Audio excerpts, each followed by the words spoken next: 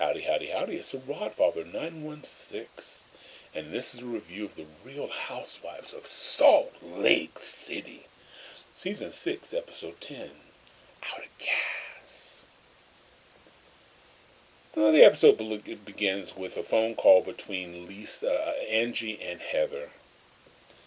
Heather's feeling a little remorse about the party and her actions at the party, but she's got bigger fish to fry because her bestie Mary ain't feeling her, and the friendship is at a crossroads or could be over.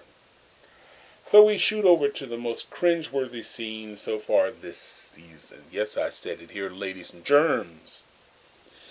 We got Bronwyn and her husband Todd at an ice cream shop. Nice setting.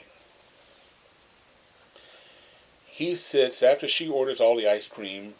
Bronwyn tells Todd her favorite part of the sundae is the cherry that she saves for the very last.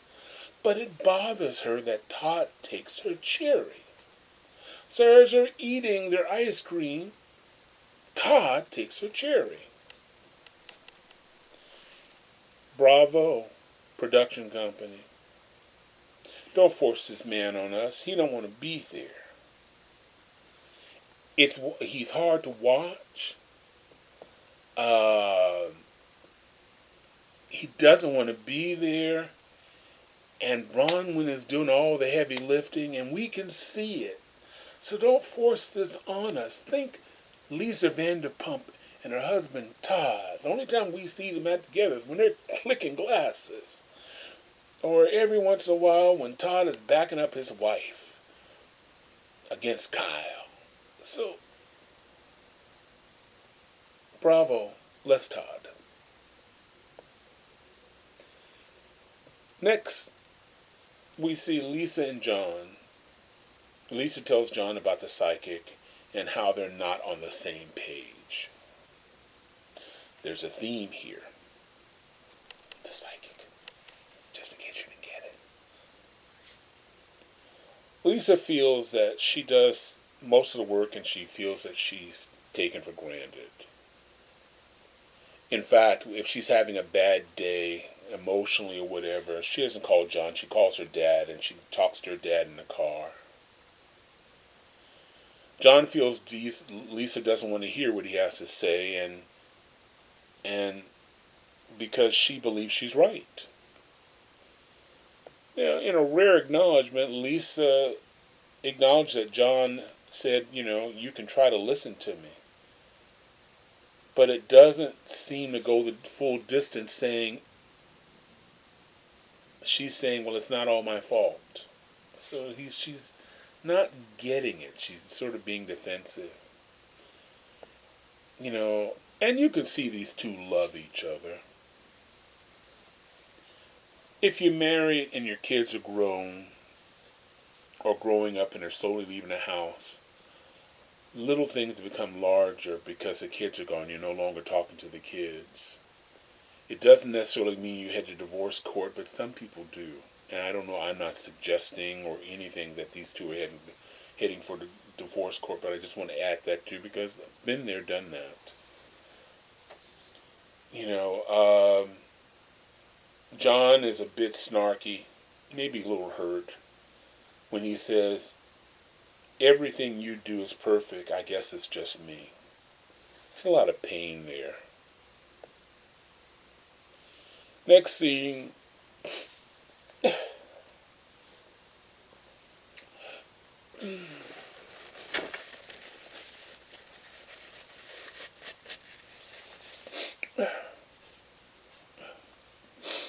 We got Mary.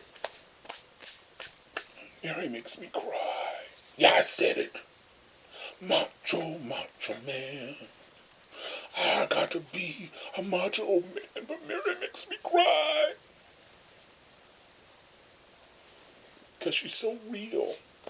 The realest housewives in the history of housewives. Eccentric, brutally honest. And she lays it out there. So we got Angie and Mary bestest friends, we all want them to be friends forever. But today, Mary is at Angie's house and she's pissed. She wants to fight.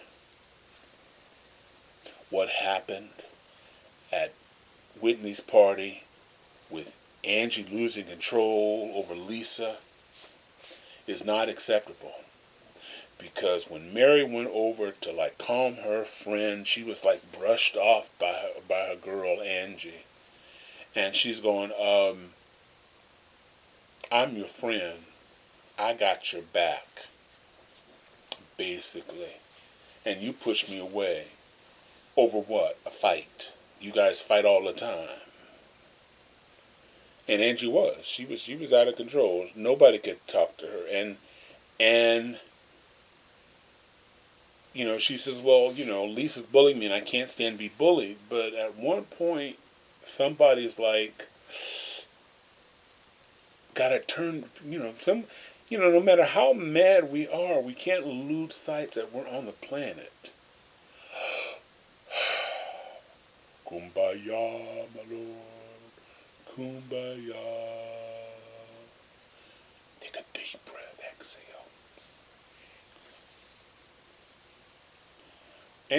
Mary tells Angie, listen, I don't know what you were doing, but I don't know who this person from. I know a loving person. I don't know who this person is, and I don't want to be around somebody like this.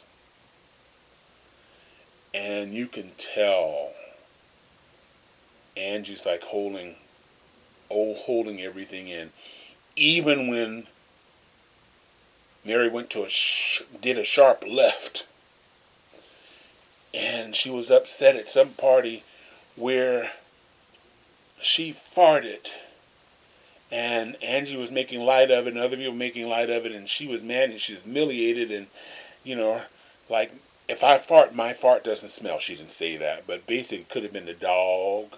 And you fart, I never talk about your fart. She kind of lost me there. She just kind of lost me there. But at the end of the day, Angie looks at Mary, and Mary looks at Angie, should I say, and says, I'm not trusty. It takes me a long time to get a friend. It doesn't come around often, maybe every 20 years or so. And Mary said she couldn't live without Angie.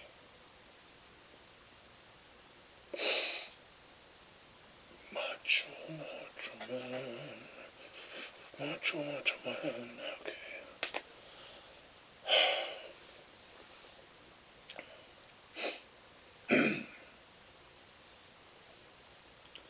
We got Heather and Lisa together. They're meet at a clothing store. Lisa walks in, 0 to 60. She immediately does a deep dive on Angie. Heather says she has a different view of the fight. Basically, if you call Angie a bitch, then you're a bitch. Heather called Lisa by essentially saying everything you are calling her, you're guilty of. And she says you're the reason that the women don't ride hard for you because we've all been burnt by you. Well, this was a turn that Lisa wasn't expecting. Why haven't you talked to Angie about this? Heather says, I have. I can't let you say she disses you without saying you do the very same thing. Lisa grabs her sunglasses. She's near tears. Well, then stop talking about me, and I won't have anything to say about her. And Heather goes, we all feel bullied by you. In her confessional, Lisa is pissed. Now, she needs Heather as a friend. But those of us who's been following since season 1, aren't we a little surprised about this new Heather? Because she's been up Lisa's ass for years. Since school. She wanted to be at the table. Lisa was at the cool table. And for what, 1 or 2 seasons, Lisa didn't acknowledge Heather, didn't remember her at school. I mean, Lisa's a cold-hearted bitch. We went to school together? I may be gorgeous. I don't remember you, maybe because you're not gorgeous. But the next scene is we have Brittany. The psychic told Brittany, I told you there's a theme here, that she should connect with her daughter. Whitney has told her that too. Brittany meets with her 19-year-old daughter Olivia, who's beautiful. But from the minute she enters the coffee shop, they're like strangers. Olivia remembers the last time they saw each other. She went to visit her mom, and Jared came over and started to make out in front of her. Come on, Brittany, you could do better. And there's a lot of anger coming there. Brittany says, I don't know why I choose men over the children. Olivia long ago had chose to live with her dad. And she praised her mom at one point, saying she was a great mom. But when it came to men, men was the most important thing. And she says, who wants to go to your dad about your period? But she chose her dad. And she wants her mom to be accountable. She doesn't understand why her mom chooses. She said, you have to figure out why you choose them over me. And Brittany at one point says, she says, you're my favorite precious baby. Olivia says, you know nothing that you know nothing about. You know nothing about me. Our last significant scene is between Heather and Marriott. Heather and Marriott. I just had a suck. And she wanted to know at the party, why did Meredith let Lisa off the hook after what she's done to her? And Meredith says, well, she did apologize, but Heather says she only apologized because she was caught. She had no place to deflect. And Meredith came back and said, well, listen, when somebody shows you who they are, then you deal with them accordingly. Meredith doesn't have a good track record with Angie. So she trusts Lisa for now. Meredith is a brooding person. We don't know where this is going to go, because this could go deep and ugly. Deep and ugly. But there's a rumor.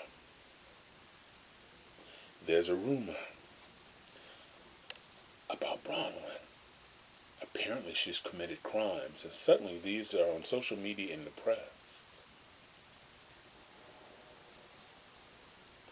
Could it be Lisa Barlow?